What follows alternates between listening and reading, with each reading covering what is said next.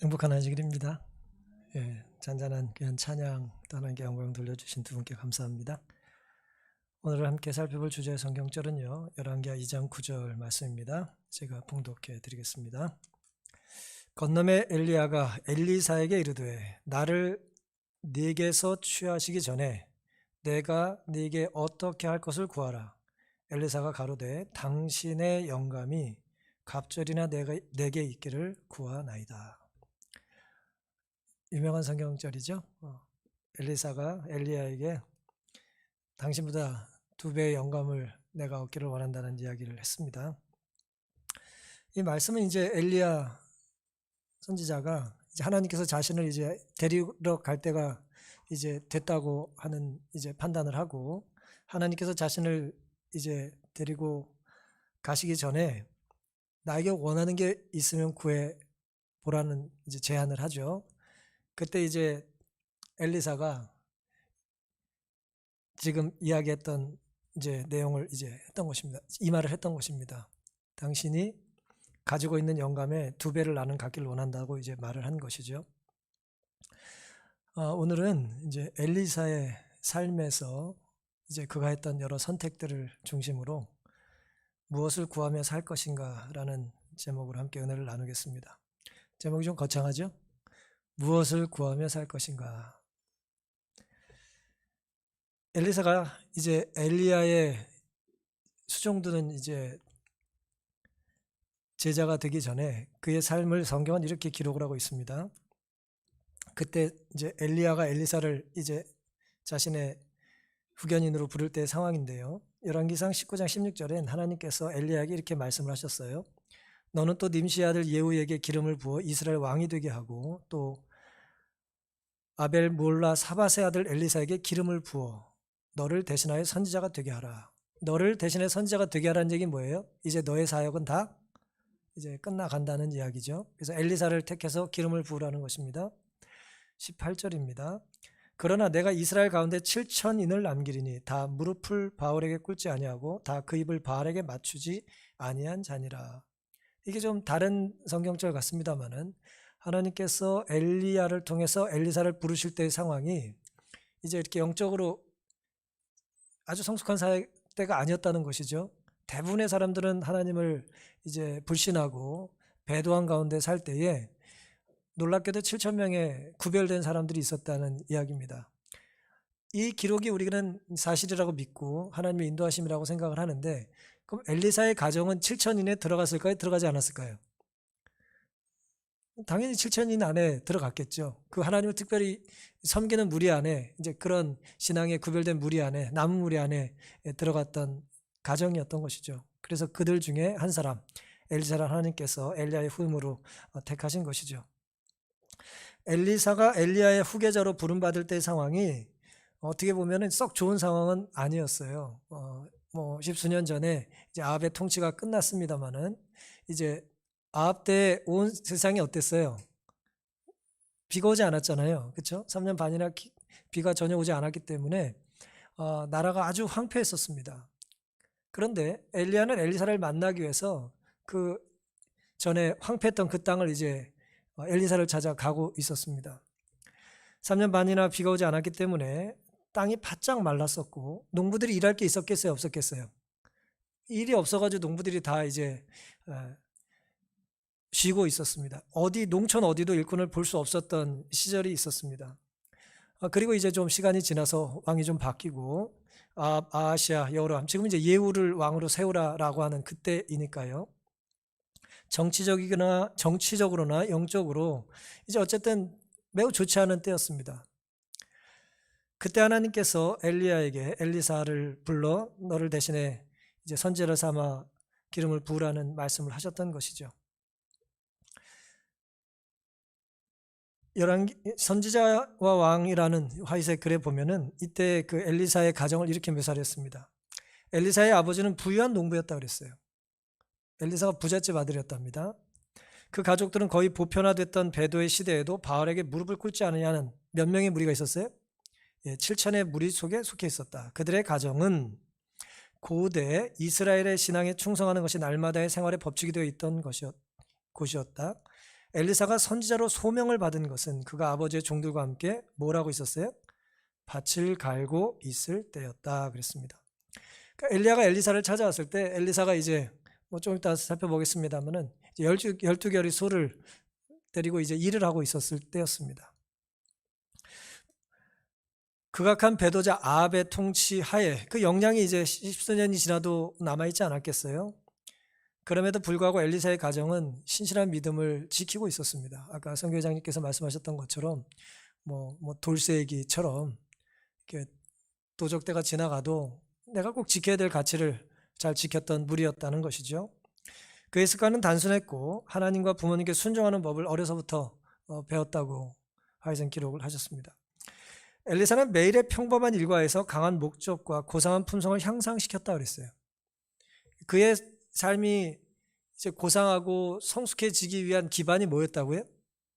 특별한 어떤 뭐 멀리 가서 어떤 특별한 공부를 했던 것이 아니라 일상의 삶에서 그가 수고하고 일하는 데서 그의 삶의 모습이 성숙해 갔다는 것이죠. 그의 은혜와 지식이 끊임없이 증가했다. 매일의 평범한 일과에서 그랬다는 것입니다. 작은 일에 충실함으로 엘리사는 더욱 무거운 임무를 맡을 준비를 할 수 있었다고 했습니다. 작은 일에 충성해야 뭘 맡아요? 큰 일을 맡습니다. 엘리사가 그런 사람이었어요. 그는 날마다의 실제적인 경험을 통해 보다 넓은 높은 사업에 대한 적합성을 얻었다 그랬습니다. 여러분, 날마다 우리가 하는 일들이 중요합니까? 중요하지 않습니까? 매우 중요하다는 거예요. 그 매일 하는 그 일을 우리가 어떻게 하느냐가 이 다음 하나님의 인도하심과 부르심에 초청을 받느냐 받지 못하느냐가 결정된다는 것이죠. 엘리사가 부름받던 상황은 정치적으로나 영적으로 쉽지 않고 녹록하지 않은 상황이었지만 그에게 주어진 일에 엘리사는 뭐 했다는 거예요? 충성스럽게 이제 감당을 했다는 것이죠. 사랑하는 성도 여러분, 매일 평범한 작은 일에 충실함으로 우리는 성품을 아름답게 만들어갈 수 있습니다. 그래, 내 성품이 어떠냐는 오늘 내가 작은 일에 어떤 태도를 가지고 임하느냐에 많은 이제 영향을 받게 되는 것이죠. 때로 이런 말이 들려요. 혹은 우리도 이런 생각이 들 때도 있을지 모르겠습니다. 내가 뭐 이런 일을 해야 되나? 이렇게. 뭐 그럴지 모르겠어요. 내가 이런 일 하라고 내가 뭐 이랬나? 이렇게 공부했고 이렇게 돈 벌고 뭐 이렇게 했나? 이제 그럴지 모르겠어요. 이런 일을 이나 해야 되나? 내가 여기 있어야 되나? 라는 생각이 들 때 우리는 일을 바꾸기 전에 뭘 바꿔야 돼요? 생각을 바꿔야 돼요. 이런 일이나 해야 되냐라고 하면서 우리가 다른 일 달라고 할 게 아니라 이 일을 대하는 우리의 마음 자세가 바뀌어야 되는 것입니다. 하나님은 크고 높은 직분보다 언제나 신실하고 충직한 더 고상한 사람들을 통해서 일하기를 기뻐하세요. 고상한 사람은 부잣집에 좋은 차를 끄는 사람이 아니라 작은 일에도 하나님의 사업에 충실한 사람입니다. 하나님은 사람의 능력보다는 그 사람의 마음 깊숙한 곳에 하나님을 향하여 어떤 충성스러운 태도가 있는지를 더 귀하게 여기세요. 누가 하나님의 일을 하는 사람일까요? 누가 하나님의 일을 해요? 오늘 내가 맡은 평범한 매일의 의무에 성실한 사람입니다. 그런 사람이 하나님께 쓰임받을 수 있는 큰 사람이에요. 하나님께서 맡겨주신 일이 무엇이든 주님을 위한 일이라는 생각으로 우리가 매일매일 일한다면 우린 엘리사 같이 하나님의 뜻대로 순종하는 그런 사람들이 될 수 있을 것입니다. 언제나 작은 일이라도 충성하기를 다짐하는 우리 모두가 될 수 있기를 간절히 바랍니다. 이게 이제 엘리사가 부름받기 이전의 그의 상황이었어요. 도대체 엘리사가 어떤 사람이었길래 하나님이 그를 부르셨나? 작은 일에 충성스러운 삶을 살았다는 거죠. 구체적으로 성경은 이제 이렇게 기록을 합니다. 열왕기상 19장 19절. 엘리야가 거기서 떠나 이제 사밧의 아들 엘리사를 만나러 갑니다. 저가 12결의 소를 앞세우고 밭을 갈고 있었어요. 자기는 12째 결의와 함께 있더라. 엘리야가 그리로 건너가서 겉옷을 그의 위에 던졌더니, 입고 있던 옷을 탁 던졌어요. 내 옷을 입어라 라고 이제 후계자로 지명하는 그런 모습이었습니다. 저가 소를 버리고 엘리야가 옷을 자기에게 던지는 것을 보자마자 뭐예요? 밀고 있던, 이렇게 쟁기질하고 있던 소를 놔두고 엘리야에게 달려갔습니다. 이르되 청컨대 나로 내 부모와 입맞추게 하소서. 내가 당신을 이제 쫓겠습니다. 그런데 뭐 할 수 있는 시간을 달라고요? 부모님께 인사할 수 있는 시간을 달라고 그랬어요. 그리한 후에 내가 당신을 따르리이다. 엘리야가 저에게 이르되 돌아가라. 내가 너에게 어떻게 행하였느냐 하니라. 뭐 설명이 좀 이렇게 언어의 번역이 좀 모호하긴 합니다만은 엘리사의 선택을 존중해 준다는 거예요. 네가 가서 인사하고 올 거면 괜찮다. 내가 했던 말을 기억하고 어쨌든 네 선택을 난 존중한다. 이제 그런 의미죠. 21절. 엘리사가 저를 떠나 돌아가서 소 한 겨레를 취하여 잡고 소의 기구를 불살라 그 고기를 삶아 백성에게 주어 먹게 하고 일어나 가서 엘리야를 쫓으며 수종 들었다 그랬습니다. 엘리사의 삶에 나타난 이제 두 번째 모습은 하고 있던 일을 하나님의 부르심 앞에 뭐 할 수 있었어요? 즉각 멈출 수 있었어요. 포기할 수 있었습니다. 여러분, 내가 열심히 하던 일을 멈추는 게 쉬워요, 어려워요? 대충 하는 일은 관두는 게 어렵지 않죠. 어차피 하고 싶은 마음도 없어요. 내가 이런 일을 해야 되나? 라는 사람은 관두는 게 쉬워요. 그런데 열심히 성실히 최선을 다해 그 일을 감당하던 사람이 어느 날 다른 부르심이 있을 때 그걸 멈추는 것은 결코 쉬운 일이 아니에요. 땀을 뻘뻘 흘리며 일하고 있는데 거의 일의 어떤 결과가 보이는데 자꾸 옮기라는 거예요. 쉽지 않습니다. 결이라는 것은 두 소가 이제 끌고 있는 쟁기를 말하는 거죠. 12결이 소라는 얘기는 뭐예요? 소가 몇 마리겠어요? 24마리라는 얘기예요. 한 결이에 2마리씩이니까. 여러분, 한 3,000년 전에 이게 다도 아닐 수 있죠. 어쨌든 그날 엘리사가 12결이 소를 이끌고 밭을 갈고 있었어요. 그 밭이 누구 밭이겠어요? 뭐 아버지 밭이죠. 그렇죠? 부잣집 아들이라고 그랬으니까 부자예요. 소가 더 있을 수도 있고 밭이 더 있을 수도 있어요. 어쨌든 적어도 그날 그는 11명의 하인들을 데리고 일꾼들을 데리고 아버지 밭을 갈고 있었어요. 자기도 이제 하나 맡아서. 뭐 그 정도 되면 직접 안 해도 되는데 엘리사는 직접 그 일을 했다는 것이죠. 그런데 이제 엘리야가 지나가면서 겉옷을 딱 던져주니까 어휴, 나한테 선지자가 후계자를 삼으려고 하는 마음으로 저걸 던져주네? 라고 하면서 즉각 반응을 했다는 거예요. 그리고 아버지한테 인사하고 내가 쫓아갈 테니까 좀만 기다려달라고 이야기를 하고 돌아와서는 밀고 있던 그 소를 잡아서 이제 사람들에게 나눠주고 자신의 쟁기와 여러 농사 기구들은 뭐예요? 불을 태웠다는 거예요. 지금 뭐 하는 일입니까? 왜 이런 일을 했을까요? 내가 다시는 이 일로 돌아가지 않겠다는 표현입니다. 하나님이 나를 부르셨을 때는 내가 하던 일이 이제 뭐 한 거예요? 끝난 거예요. 이게 완전히 상황이 바뀐 거예요. 무대가 바뀌어진 것입니다. 내가 아무리 잘하던 일이라 할지라도 하나님이 내가 해보지 않은 길로 인도하실 때 이전의 일을 뭐 하겠다? 포기하고 내려놓고 돌아가겠다는 거예요. 하나님의 인도하심 따라 가겠다는 것이죠. 내려놓고 가겠다는 거예요. 그런데 이제 엘리사가 아버지 부모님께 인사하고 오겠다고 했더니 이제 돌아가라. 내가 너에게 어떻게 행하였느냐라고 말을 했죠. 엘리야가. 그러면 들어갔다 오는 걸 내가 허락하겠다는 것입니다.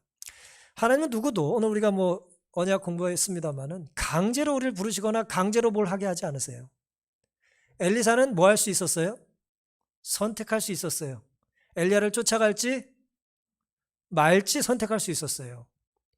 아버지한테 인사하러 갔다가 생각이 바뀌어가지고 눌러 앉을지 자신의 약속대로 돌아갈지 뭐 할 수 있었어요? 선택할 수 있었어요. 다 선택입니다. 오늘 우리가 예배를 드리러 올지 말지, 가정에서 예배에 집중할지 말지, 또 예배 드리러 와서 입을 열어 감사로 찬양을 할지 말지, 눈을 감고 앉아가지고 딴 생각할지 하나님을 생각할지 다 내 선택이에요. 다 내 선택입니다. 하나님은 오늘 우리에게 자유를 주셨어요. 근데 놀랍게도 엘리사는 자신의 자유를 가지고 하나님께 순종하는 걸 택했습니다. 부르심에 반응하기를 택한 것이죠.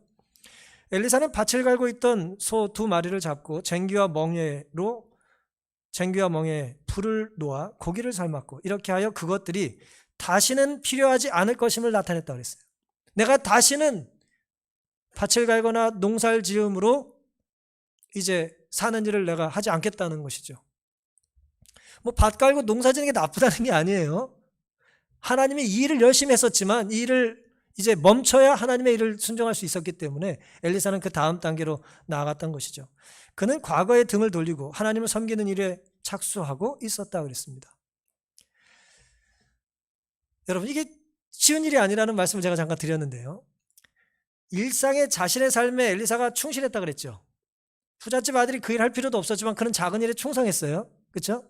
그러기 쉽지 않은데 참 훌륭한 사람 아닙니까? 이 젊은이 정말 떵떵거리고 뭐 거드림만 피우고 오렌지족처럼 뭐 살 수 있었는데 그냥 그렇게 하지 않았어요. 그렇죠?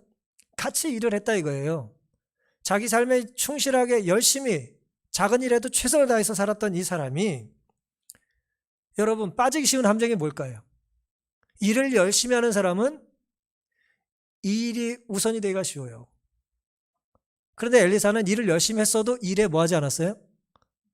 끌려다니지 않았어요. 여러분, 어떤 사람은 일에 중독에 빠져가지고 일을 놓을 줄 몰라요. 뭐 그게 하나님의 부르심이냐? 물론 하나님 우리에게 일로 부르시죠. 그게 이제 직업이라는 의미거든요. 우리가 하나님 맡겨주신 소명이 일로 주로 오니까. 하지만 때로 하나님은 내가 하던 일을 뭐 하길 원하세요? 멈추길 원하실 때가 있어요. 근데 내가 일에 빠져서, 일의 중독에 빠져서 내가 열심히 성실하게 살았다는 것 때문에 그게 나의 업적이 되어서 하나님이 일을 잠시 멈추거나 일을 바꿔야 된다는 제안을 했는데도 불구하고 뭐예요? 거기에 끌려다니는 경우가 있는 거죠. 그럼 하나님이 나에게 맡겨주신 일이라 할지라도 이제는 나는 하나님을 따르는 게 아니라 뭘 따르고 있어요? 일감을 따라가고 있는 거예요. 그건 이제 불행한 것이죠. 엘리사는 일에 끌려다니지 않았어요. 아무리 일을 열심히 했어도. 그게 오늘 우리가 배워야 될 일입니다. 엘리사는 종들과 함께 열심히 일했지만 하나님의 뜻이라면 일을 멈출 줄도 알았어요. 어떻게 그게 가능했을까요? 나는 종과 함께 일을 하고 종을 부릴 수 있는 주인이지만 나는 누구의 종이라는 걸 기억해요? 하나님의 종이라는 걸 잊지 않고 살았다는 것입니다. 그게 오늘 우리의 삶의 태도가 되어야 할 줄로 믿습니다. 엘리사는 주저하지 않고 그가 자랑하던 집을 떠나 불안정한 생활하는 선지자를 수종하러 갔다. 자기는 안정적인 사람이었는데 지금 엘리야를 쫓아가면 삶이 어때요? 불안정해질 게 뻔히 보여요. 그건 하나님을 따라 사는 것은 인간적으로 보기에 어때요? 부잣집의 편한 삶이 아니에요. 수확이 예상되고 소득이 안정적인 그런 삶이 아니잖아요. 누구한테 욕도 먹을 수도 있고 왕에게 쫓겨다녀야 될 수도 있고 뭐 어디서 자야 될지도 결정난 게 없습니다. 하지만 그럼에도 불구하고 그는 안정적인 집을 떠나 불안전한 생활을 하나님의 말씀에 순종해서 택했다는 것이죠. 엘리사는 봉사를 위한 부르심을 받아들이고 그가 버린 향락과 안락을 뒤돌아보지 않았다 그랬어요. 참 감사하고 감동적인 장면인 것입니다. 필요한 것은 생애와 그 모든 관심사를 성별하는 것이다 그랬습니다. 오늘 우리의 삶에 어떤 공간과 어떤 시간과 어떤 물질과 나의 어떤 재능을 혹은 나의 어떤 에너지를 구별하십니까? 대부분은 구별하는데 어렵지 않아요. 문제는 성별하는 것입니다. 성별하는 건 뭐예요? 거룩한 의도를 가지고 떼어놓는 거예요. 이기적인 욕심을 가지고 떼어놓는 게 아니고 내 미래와 내 욕심과 내 계획을 위해서 떼어놓는 것이 아니고 하나님의 목적에 하나님의 뜻에 따라서 떼어놓는 게 성별인 것입니다. 그게 이제 거룩하다는 히브리 말의 의미이기도 하고요. 이와 같이 성별한 사람들은 하늘의 부르심을 듣고 순종할 것이다 그랬습니다. 우리 각자에게 하나님의 부르심이 들려요. 뭐 직업을 선택하기 전에만 들리는 게 아닙니다. 뭐 결혼을 앞두고만 들리는 게 아니에요. 사실 매 순간 우리의 삶에는 하나님의 음성이 들립니다. 우리가 그것을 따르는 일에 익숙하지 않기 때문에 안 들리는 것 같고 뭐 한 번 했다가 뭐 잘 모르겠고 그런 거지. 사실 우리의 삶에 하나님의 양심을 통해서 말씀하십니까? 끊임없이 말씀하세요. 그리고 내 양심에 잘 들리지 않는 것은 내가 하나님과 많이 멀리 있다는 뜻이에요. 왜냐하면 하나님은 주로 기도하거나 말씀을 묵상할 때 하나님께서 말씀을 하시거든요.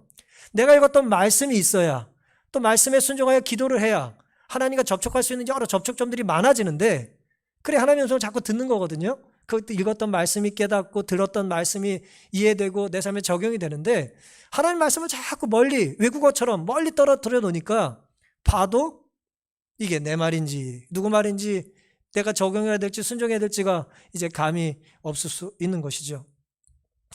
사랑하는 성도 여러분, 엘리사는 부르심 앞에 자신이 하던 일을 과감히 포기했어요. 이전에는 뭐예요? 육신의 아버지를 위해서 열심히 살았다면 이제는 영적인 아버지, 하나님 부르심 따라 엘리야를 위해서 내가 열심히 살겠다고 하는 과감한 결단이 있었던 것입니다. 아무리 바쁘고 중요한 일이 있어도 우리 삶에서 그 어떤 것도 하나님 앞에 두지 않기를 결심하는 우리가 되기를 간절히 바랍니다. 엘리사가 포기했던 것은 말씀드린 것처럼 그렇게 쉬운 것이 아니에요. 오랫동안 했던 일이고 되게 내가 잘하는 그런 것들은 나를 높일 수 있는 자랑거리일 가능성이 많잖아요. 그런데 그 모든 경력을 다 포기하는 거예요. 경력줄을 다 지우는 것입니다. 자랑할 만한 걸 다 지우는 거예요. 하나님 부르심 앞에 그는 자신이 했던 일들을 다 부수고 불태우고 다시는 돌아보지 않기로 결단했습니다. 과감하게요. 여기 앉으신 분들은 사실 어느 면에서 다 과감한 결단이 있으셨어요. 뭐 부모님이 신앙을 하셔서 나도 어쩔 수 없이 했다고 할 수 있지만 결국 뭐예요? 어쨌든 부모님의 신앙에 나도 그렇게 하겠다라고 하는 결단이 있었기 때문에 이제 이 자리에 혹은 예배에 참석하신 것 아닙니까? 그런 면에서 우리는 다 두 번째 엘리사의 단계를 사실은 거친 것과 같아요. 그런데 문제는 버렸다고 하지만 내 마음속에는 아직도 뭐하고 있어요? 버린 것에 대한 안타까움 혹은 아까움이 있어요. 누구처럼? 롯의 부인처럼. 자꾸 마음이 내가 버렸던 것에 가는 거예요. 세상에 내가 의지하지 않고 하나님 의지하고 살겠다고 신앙생활을 결심했음에도 불구하고 자꾸 틈만 나고 기회가 나면 하나님을 바라보기보다는 이제 내가 버렸던 것을 이제 기웃거릴 때가 있는 것입니다. 그래서 하나님은 우리를 자꾸 낯선 곳으로 인도하실지 모르겠어요. 왜요? 익숙한 곳으로 인도하면 우리가 누굴 의지할까요? 나를 의지하겠죠. 인맥을 의지하고 내 실력을 의지하겠죠. 하지만 어때요? 낯선 곳으로 하나님이 인도하셔야 뭐예요? 인도하신 하나님을 의지하지 않겠습니까? 한 번도 해본 일이 없는 일, 해보지 않은 일 앞에는 누구나 떨림이 있어요. 정상 보통 사람은 다 떨려야 돼요. 안 떨리는 사람 좀 이상한 사람이에요. 한 번도 해보지 않은 일 앞에 우리는 떨립니다. 그때 우리는 누굴 의지합니까? 겸손히 하나님을 그 순간 의지하는 거예요. 한 번도 서보지 않은 무대에 섰을 때에, 한 번도 해보지 않은 일을 해야 할 때에, 내 능력으로 풀 수 없는 문제 앞에 있을 때 우린 누구를 의지해요? 그 순간 하나님을 기억하는 것입니다. 내가 모르는 길을 가야 한다면 우리는 정확한 지도나 그 길을 아는 누군가의 도움이 필요하지 않겠습니까? 그러니 일에 익숙한 것보다는 하나님의 말씀에 친숙한 삶이 언제나 더 안전하고 행복한 길이라는 것을 잊지 않게 되시기를 간절히 바랍니다. 결국 엘리사는 이후에 어떤 이제 삶의 행보를 했는지 훌쩍 건너뛰어서 열왕기하 2장 이제 8절 9절 오늘 주제 성경절인데요. 엘리야가 겉옷을 취하여 마라 물을 치매. 엘리야는 이제 뭐 옷을 가지고 뭘 하는 걸 좋아했어요. 물이 이리저리 갈라지고 두 사람이 물 위에 난 육지를 걸어서 가게 됩니다. 9절 건너매 엘리야가 엘리사에게 이르되 나를 너에게 취하시기 전에, 이제 엘리야가 자신의 사역을 다 마치고 하나님께서 자신을 데려갈 것을 알았어요. 내가 너에게 어떻게 할 것을 구하라. 내가 들어줄 게 뭔지 요청해 봐. 라는 이제 엘리야의 제안이었습니다. 그때 엘리사가 가로되 당신의 영감이 갑절이나 내게 있기를 구하나이다 라는 요청을 해요. 굉장히 도발적인 이제 요청입니다. 이 엘리사의 요청이 우리에게 주는 교훈이 무엇일까요? 이 요청을 하기에 앞서서 엘리사가 엘리야의 이제 수종을 처음 들었을 때 그가 처음부터 무슨 일을 했는지 우리는 좀 생각해 볼 필요가 있습니다. 성경에 엘리야를 쫓았던 엘리사가 무슨 일을 했는지 혹시 아십니까? 성경에 그런 걸 기록해 놨어요. 열왕기하 3장 11절에 보면은 여호사밧이 이렇게 말합니다. 가로되 우리가 여호와께 물을 만한 여호와의 선지자가 여기 없느냐? 이스라엘 왕의 신복 중에 한 사람이 대답하여 가로되 전에 엘리야의 손에 물을 붓던 사밧의 아들 엘리사가 여기 있습니다. 그렇게 말을 해요. 그러니까 엘리사가 엘리야에게 수종을 들면서 했던 일이 뭐예요? 엘리야 손에 물 붓는 일을 하면서 그의 사역을 시작했어요. 그리고 이제 엘리야가 헤어지기 전까지 그 일을 주로 했겠죠. 이 일을 누가 하는 일입니까? 손에 물 붓는 일 누가 해요? 종이나 하는 일이죠. 큰 일이에요, 작은 일이에요? 그래도 큰 분의 손이니까 큰 일입니까? 남의 손에 물 붓는 게 큰 일이에요. 누구나 할 수 있는 일이지. 애들도 할 수 있는 일이고, 공부가 필요해요. 학위가 필요해요. 실력이 필요해요. 그것도 실력도 실력인가요? 보세요. 엘리사는 어떤 사람이었다고요? 작은 일에 충성했던 사람이에요. 그의 삶의 태도가 바뀌지 않고 계속 그렇게 되는 것입니다. 작은 일에 충성했더니 큰 일을 맡겨줄 줄 알았는데 작은 일에 충성했더니 또 다른 일에 작은 일을 하게 하시는 거예요. 다시 바닥부터 하라는 거예요. 여러분, 작은 일이라도 하나님이 이끄신 일이라면 할 가치가 있습니까? 할 만한 가치가 있는 일이라면 제대로 할 가치가 있나요? 첫 번째보다 대답이 작아지네요. 하나님이 하라고 하는 일이라면 작은 일이라도 해야 합니까? 그리고 하나님이 작은 일을 하라고 한다면 그 일을 제대로 할 가치가 있나요? 제대로 해야죠. 물 붓는 일은 작은 일이에요. 누구나 할 수 있는 별일 아닌 일이에요. 하지만 하나님이 그 일을 명하셨다면 그 일은 대단한 일이 되는 거예요. 그 일은 큰 일이 되는 것입니다. 그 일은 하나님과 관련된 일이 되는 거예요. 하나님은 우리가 작은 일을 통해 겸손과 봉사의 공과를 배우기를 원하세요. 작은 일을 통해 배울 수 있는 게 뭐라고요? 겸손이에요. 우리가 큰 일을 맡으면 어떨까요? 우쭐해지겠죠? 여러분, 그래서 안식교회 좋은 교회예요. 크지 않은 교회. 이 한국의 이 20세기 한국 교회, 개신교회예요. 개신교회 문제 중에 하나가 뭐냐면 교회가 너무 커진다는 거거든요. 교회가 너무 커지기 때문에 기업화돼 가지고 그 기업에 속해 있는 신앙인들이 무슨 멤버십 같은 걸 느끼는 거예요. 난 큰 교회의 일원이다. 어떤 작은 것의 가치, 하나님의 말씀에 순종하는 단순한 기쁨이 아니라 무슨 큰 덩치에 빌붙는 것에 대한 이상한 신조가 혹은 분위기가 이 한국 땅에 지배를 했어요. 그러다 보니 사람들에게 존경과 사랑이나 감동을 주기보다는 뭐예요? 욕을 먹는 거죠. 덩치가 크면 욕 먹기가 쉽거든요, 또.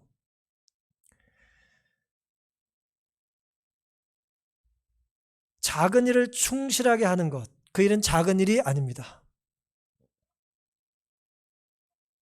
작은 교회에서 진실하게 봉사하는 건 결코 작은 일이 아니에요. 작은 단위라도 하나님이 맡겨주시면 우리가 봉사를 하고 찬양을 하고 헌신을 하는 것은 결코 작은 일이 아닙니다. 더더욱 작은 일을 거듭 제대로 충실하게 하는 것은 결코 작은 일이 아니에요. 나는 더 큰 교회에서 더 큰 안실학교의 임원이 될 수 있다. 그러실 수 있겠죠. 하지만 물리적으로 물량적으로 좀 더 큰 것이 하나님 보시기엔 결코 의미가 없어요. 하나님 보시기에 귀한 것은 뭐예요? 나에게 맡겨진 일에 그것이 아무리 작은 것이라 할지라도 충실하고 진실하고 끝까지 제대로 감당하는 거예요. 근데 인간인지란 말이에요. 사람은 약하잖아요. 좀 많이 올 것 같으면 더 열심히 하고 적게 올 것 같으면 덜 열심히 하는 게 인간의 이제 본성이란 말이죠. 그래서 오늘 우리는 하나님을 붙잡아야 되는 것입니다. 인간의 그런 어떤 허영심과 어떤 영적인 이 타락한 모습 속에 하나님이 임재하시기 위해서는 우리가 그걸 이겨야 되고 극복해야 되는 것이죠. 안 그러면 우리는 예배라는 행위를 통해서 어떤 우리의 직분과 하나님이 주신 은사를 통해서 봉사하는 이름을 통해서 오히려 사탄이 기뻐할 만한 일을 할 때도 있을 수 있는 것입니다. 엘리사는 많은 시련을 당했으나 위기 때마다 하나님을 의지했다 그랬습니다. 그는 떠나온 집을 생각하고 싶은 유혹을 받았으나 그런 유혹에 유의하지 않았다. 쟁기를 손에 잡고 뒤를 돌아보지 않기로 결심했고 시험과 시련을 통해 맡은 임무에 충실함을 그는 입증했다 했습니다. 우리가 시련을 견디도록 부름받았다는 것은 우리 속에 주님께서 개발시키고 싶은 소중한 무엇이 있다는 뜻이다. 지난주 아침 기도력에 있는 말씀이에요. 우리가 때로 시련을 당하면 하나님 우리를 뭐 하고 싶어 하신다고요 지금? 뭔가 우리를 갈아엎고 싶으신 게 있는 거예요. 뭔가 다듬고 싶으신 게 있는 거예요. 주님의 이름을 영화롭게 할 만한 것이 우리에게 전혀 없다면 그분은 우리를 단련하느라 시간을 허비하지 않으실 것이다. 우리 안에 시련이 있다는 것은 뭐예요? 하나님이 우리를 붙잡고 계시다는 뜻입니다.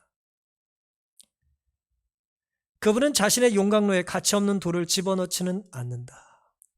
참, 이 말씀 감동 있죠? 용광로에 불순물을 태워버리셔야 되는데 우리 안에 가치가 없다면, 우리가 가치 없는 존재라면 우리를 이 삶의 시련의 용광로 속에 우리를 던지시겠어요? 던지지 않겠어요? 뭐하러 용광로에 집어넣어서 우리를 정련하고 재련하겠어요? 그냥 쓰레기통에나 집어넣으면 되지. 그렇잖아요? 쓸만한 보석이 있다고 하나님은 보신 거예요. 그분은 가치 있는 광석을 연단하신다. 그러니 시련이 있을 때에 내가 쓸모없는 존재라는 것이 아니라 하나님이 나를 다듬으실 만한 가치가 있다고 나를 판단하고 계시다는 확신과 믿음과 감사하는 마음이 있게 되기를 간절히 바랍니다. 하나님 이 교회에게 때로 시련을 주시고 우리 가정에도 때로 시련을 주시고 우리 개인의 삶에도 때로 역경을 허락하신다는 거예요. 왜요? 우리는 가치 있는 존재이기 때문에 그렇습니다. 용광로에 가치없는 돌을 집어넣지 않으신다는 것을 믿으시고 내 삶의 주변에 뜨거운 불결이 자꾸 활활 타오를 때마다 그래 하나님이 나를 지금 다듬고 계시구나. 내가 하나님께 더 쓰임받을 수 있는 삶을 살도록 결심하자는 아름다운 다짐이 우리에게 있게 되기를 간절히 바랍니다. 하나님께서는 우리를 주님 사업에 가장 적합한 사람이 될 곳으로 인도하신다 그랬어요. 이제 영감의 갑절이라는 뜻이 뭘까요? 뭐 아시는 분도 계시겠지만 영감의 갑절은 당신보다 내가 2배나 영감이 뛰어난 사람이 되게 해달라는 허무맹랑한 요청이 아니에요. 뭐 엘리야가 그걸 들어줄 수도 없죠. 제가 100원밖에 없는데 저에게 200원을 주십시오. 말이 됩니까? 그걸 요청한 게 아니에요. 엘리사는 세속적 명예나 세상의 위대한 사람들 중에 높은 지위를 구하지 않았다. 그가 갈망한 것은 승천으로 영광스럽게 되는 엘리야에게 매우 너그럽게 내려주셨던 성령을 풍성히 내려주시는 것이었다. 내게도 성령을 달라는 의미였다는 거예요. 그는 엘리야에게 임하였던 성령만이 그로 하여금 하나님께서 부르신 자리를 세우기에 적합한 자가 되게 하실 수 있다는 사실을 알았다. 엘리야도 위대하지만 엘리사가 제대로 알고 있었어요. 내게 정말 필요한 게 뭐다? 성령이다. 근데 그 성령을 영감의 갑절을 달라고 표현했을까? 이것은 이제 성경의 표현인데요. 신명기 21장 17절에 있는 말씀을 사실은 엘리사가 이제 반복한 거예요. 반드시 그 미움을 받는 자의 아들을 장자로 인정하여 자기의 소유에서 그에게 몇 몫을 줘요? 2몫을 줄 것이니 그랬어요. 장자는 다른 자식보다 몇 배를 받아요? 2몫을 받죠. 그렇죠? 엘리야는 지금 엘리사에게 자기가 원하는 걸 구해라 라고 요청했고 엘리사가 그 말을 듣고 당신의 영감에 갑절을 달라는 말은 당신보다 내가 2배 뛰어난 영감을 갖기를 원한다는 의미가 아니라 당신의 영적인 장자가 되기를 원한다는 얘기예요. 선지자학교에 있는 많은 다른 선지자들과 튀기 아니라 나는 당신의 영적인 장자가 되기 원한다는 얘기를 한 것입니다. 그걸 이제 성령과 연관해서 이제 요청을 했던 것이죠. 신명기 율법을 그가 기억하고 이제 주장했던 것입니다. 돈을 달라는 것도 아니고 돈은 어차피 자기가 다 버리고 온 거 아니에요. 부잣집 아들이 뭐가 하셔서 뭐 돈을 달라고 그러겠어요. 그렇죠? 지혜, 뭐 영화, 세상의 부귀영화를 구한 것이 아닙니다. 그는 성령을 구했던 것이죠. 엘리사의 요청은 떠나가는 선지자의 장자로 취급받고자 하는 것이었고 따라서 그는 다른 선지자 생도들에게 주어진 것과 비교해 갑절을 받고자 하는 것이었다. 그는 영적인 상속권에 대한 승인을 구했고 영적인 상속자, 장자로서의 권리를 마치 야곱이 그토록 갖기를 원했던 것 같은 거예요. 그걸 구했고 이로써 선배 선지자의 영적인 장자로 간주되어 엘리야가 시작한 사역을 계속 수행할 수 있을 것이었다. 근데 엘리야는 이것조차도 자기가 해줄 수 있는 능력이 자기에게는 없다는 걸 알았어요. 영적인 후계자가 되어 뭐 그런 걸 자기가 뭐 허락한다고 되는 게 아니니까요. 그건 누가 해줄 수 있는 일입니까? 하나님께서만 하실 수 있는 일이에요. 그래서 엘리야는 10절에 내가 어려운 일을 구하는구나 그랬습니다. 그러나 나를 너에게서 취하시는 것을 내가 보면, 하나님이 날 데려가시는 걸 네가 발견하고 목도한다면 그 일이 너에게 이루어질 거다라고 하는 덕담과 축복을 해줍니다. 그 일이 일어납니까? 결국 일어나요. 하나님이 계획하신 것은 하나님이 이루십니다. 그리고 하나님의 일은 하나님만 이루세요. 누구를 통해서요? 순종한 사람을 통해서, 작은 일에 충성스러운 사람을 통해서, 내가 잘하는 일을 과감히 하나님의 말씀 앞에 포기할 수 있는 사람을 통해서, 그리고 무엇보다도 뭐예요? 가장 나의 삶에 중요한 게 무엇인지를 잊지 않고 사는 사람을 통해서 역사하시는 겁니다. 오늘 우리에게 필요한 것도 뭡니까? 결국 우리에게도 영감과 성령이 필요한 것입니다. 결국 우리에게 필요한 건 성령이죠. 우리에게 뭐가 필요하겠습니까? 엘리야에게 엘리사는 영적인 아들이었는데요, 오늘 우리의 가족의 자녀들이, 우리의 자녀들이 엘리사처럼 너 필요한 거 있으면 얘기해라 그랬더니 우리 아이들이 갑자기 아버지 나는 성령이 필요해요. 그럼 제가 기뻐가지고 기절할 거예요. 그런 말을 들으면 얼마나 행복하겠습니까?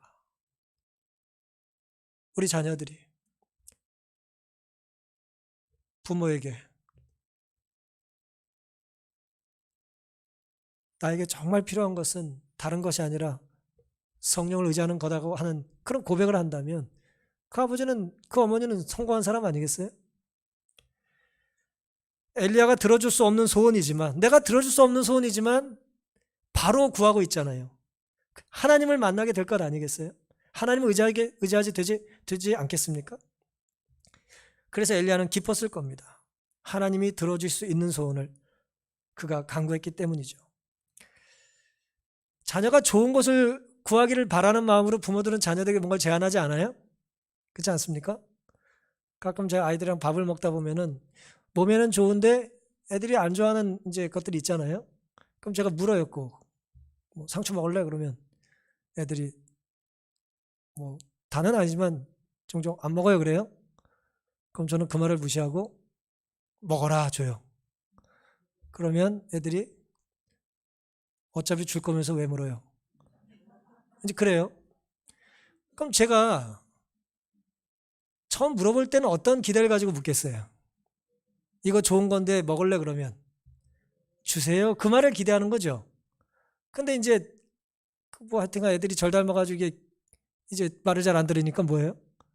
그래도 먹으면 좋으니까 준단 말이에요.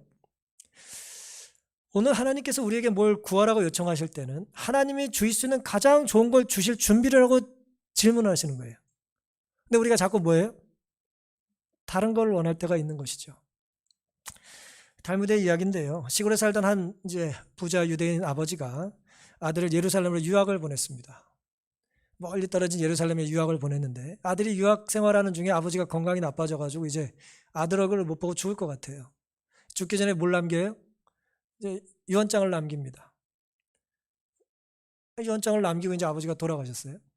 근데 그 유언장을 남겼는데 그 유언장을 들고 그 집에 이제 종이 좋다고 이제 예루살렘에 있는 아들에게 찾아왔어요. 당신 아버지가 돌아가셨고 이렇게 유언장을 남겼다고. 유언장의 내용은 뭐냐면 내 모든 재산을 이 종에게 주겠다. 그 유언장 내용이 그거예요. 그리고 밑에 한 줄이 더 있는데 아들은 하나만 택할 수 있다 그랬어요. 딱 하나만 고를 수 있다 그랬어요. 모든 건 다 종에게 맡기고 종에게 주고 유산을 너는 하나만 택해라 그랬어요. 공부하던 아들이 아버지 돌아가신 것도 속상한데 유언장이 황당하잖아요. 내가 아버지 말 듣고 공부하러 와가지고 지금 열심히 딴 생각 안 하고 있는데, 공부하고 있는데 아버지가 갑자기 돌아가시면서 황당한 유언장을 남기니까 아들이 랍비를 찾아갔습니다. 아버지가 저에게 아무것도 안 남기시고 뭐 하나만 택하라는데 너무 괴롭습니다. 그랬더니 랍비가 아버지는 매우 지혜로운 분이고 자네를 많이 사랑하시는 분이었네 라고 이제 뚱딴지 같은 소리를 해요. 그게 무슨 소리입니까? 아직 깨우침이 적어가지고 아들이 이제 불만을 계속 토로했어요. 그때 이제 선생님이 이렇게 말을 합니다. 전 재산을 노예에게 주고 아들에게는 아무것도 남겨주지 않았는데 그것이야말로 한 가지만 택하라고 하는 그 아버지의 말이야말로 아버지가 자네에게 준 전부였다는 거예요. 왜냐하면 아버지가 돌아가실 때 종이 하나밖에 없었는데, 그 이제 욕심 많은 종이 있었는데 그냥 죽게 되면 어떻게 되겠어요? 아들 찾아가지도 않고 유산 들고 도망갈 수도 있으니까 내가 너에게 모든 걸 준다고 이제 기록을 한 것이고, 아들에게는 하나만 택하라고 하는 이야기를 남긴 것이죠. 그러니까 좋다고 종은 뭣도 모르고 아들에게 찾아간 거예요. 랍비가 결국 이렇게 조언을 합니다. 노예 재산은 결국 누구 거예요? 주인 거잖아요. 그래서 아들은 누굴 택하면 됩니까? 노예를 택하면 되는 거죠. 그럼 이제 노예 것이 누구 것이 돼요? 내 것이 되잖아요. 뭐 잘 알려진 탈무드의 이야기인데요. 우리가 별 생각 없이 살다 보면은 우리에게 필요한 게 엄청 많은 것 같아요. 이것도 필요하고 저것도 필요하고 저것도 없고 이것도 없고.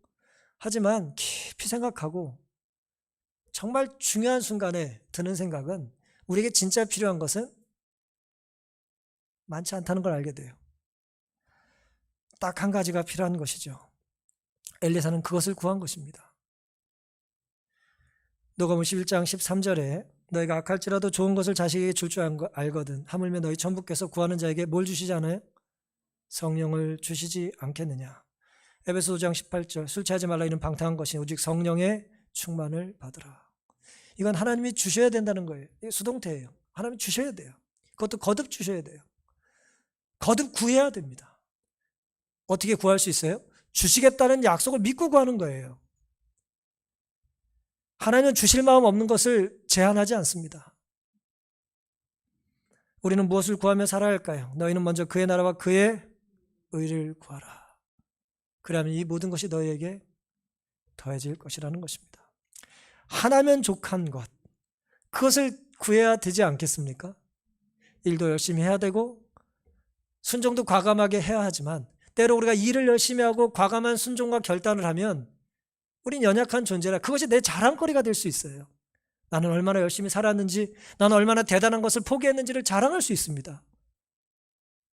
그래서 우리에게 필요한 게 뭐냐면 결정적인 순간에는 성령이 필요한 거예요. 그래야 우리는 교만에 넘어지지 않고 절망에 포기하지 않게 되는 것입니다. 오직 성령만이, 하나님의 임재만이 우리가 잘했든 우리가 뭘 순종을 포함해서라도 그곳에서 나를 높이지 않고 누굴 높여요? 하나님을 높일 수 있게 되는 것입니다. 하나님의 자녀가 되는 것, 영접하는 자 곧 그 이름을 믿는 자에게는 하나님의 자녀가 되는 권세를 주신다는 말씀처럼 우리에게서 가장 필요한 건 하나님의 자녀가 되고 영적인 장자가 되는 것입니다. 순간마다 성령께서 우리의 생각과 말에, 행동과 태도에 함께해 주시기를 간구하며 사시기를 바랍니다. 우리가 하나님을 선택한다면 그 어떤 것을 포기하더라도 손해가 아닙니다. 하지만 하나님이 없이 모든 것을 내가 취한다 할지라도 그것은 뭐예요? 손해예요. 그건 어리석은 선택인 것입니다. 주님의 은혜와 성령의 역사가 한 주간 살아갈 우리의 삶에 때로 유혹과 힘든 또 고난들이 펼쳐진다 할지라도 하나님이 나를 단련하신다는 걸 믿고 성령의 인도하심과 또 성령의 초청을 거절하지 마시고 마음 활짝 여시고 성령의 임재를 간절히 감구하며 사는 우리가 되기를 바라면서 오늘 말씀을 마치겠습니다.